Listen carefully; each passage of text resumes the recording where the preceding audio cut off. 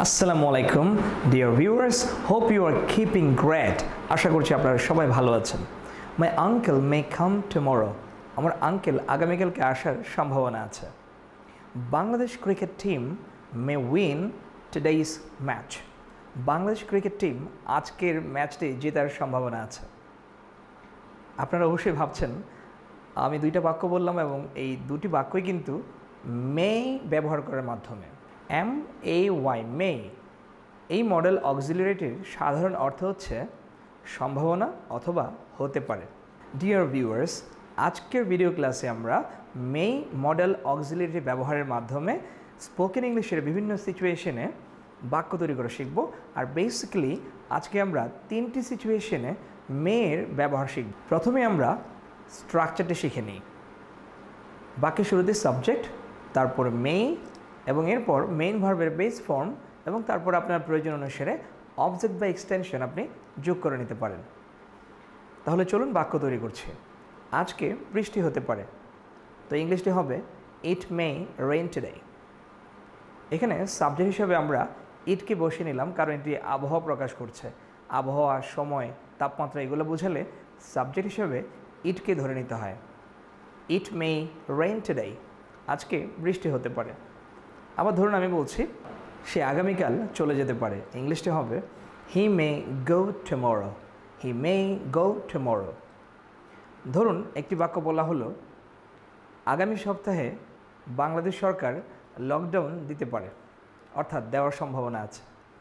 তো আপনার বাক্যটি হবে Bangladesh government may impose lockdown in the next week. Bangladesh government may impose lockdown in the next week. এভাবে বিভিন্ন সিচুয়েশনে সম্ভাবনা প্রকাশ করার জন্য MAY মে ব্যবহারের মাধ্যমে আপনি বাক্য তৈরি করতে পারেন।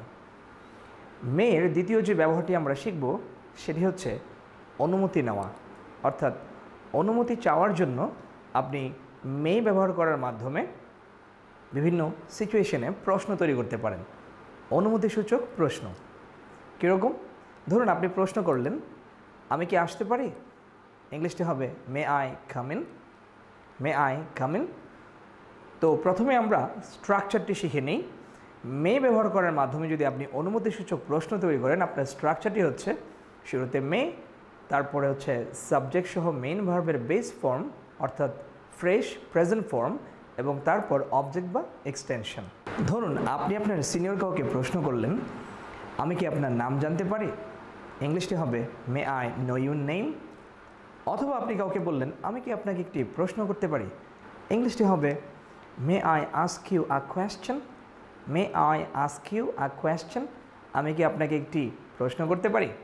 ধরুন আপনি কাউকে সাহায্য করতে চান, তো আপনি অবশ্যই অনুমতি নিতে হবে। সেক্ষেত্রে আপনি প্রশ্ন করতে পারেন আমি কি আপনাকে সাহায্য করতে পারি, ইংলিশটি হবে may I help you. May I help you. May ব্যবহারের মাধ্যমে 3 নম্বর যে সিস্টেমটি আমরা শিখব সেটি হচ্ছে আশীর্বাদ প্রকাশ করার জন্য আমরা মে ব্যবহার করতে পারি। ধরুন আপনি কাউকে বলছেন আল্লাহ তোমার মঙ্গল করুন, ইংলিশটি হবে মে আল্লাহ ব্লেস ইউ। স্ট্রাকচারটি হচ্ছে শুরুতে মে, তারপরে সাবজেক্ট সহ মেইন ভার্বের বেস ফর্ম এবং তারপর অবজেক্ট বা এক্সটেনশন। ধরুন আপনি কাউকে বলছেন তুমি জীবনে সুখী হও, ইংলিশটি হবে may you be happy in life.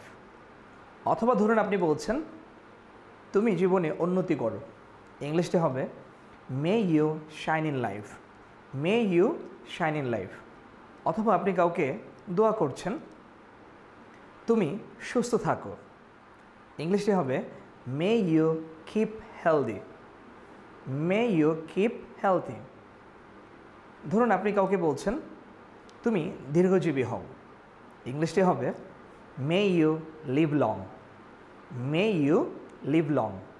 ধরুন আপনি কাউকে দোয়া করার জন্য বলেছেন তুমি নিরাপদ থাকো, অথবা দোয়া করে তুমি নিরাপদ থাকো, ইংলিশটি হবে মে ইউ রিমেইন সেফ।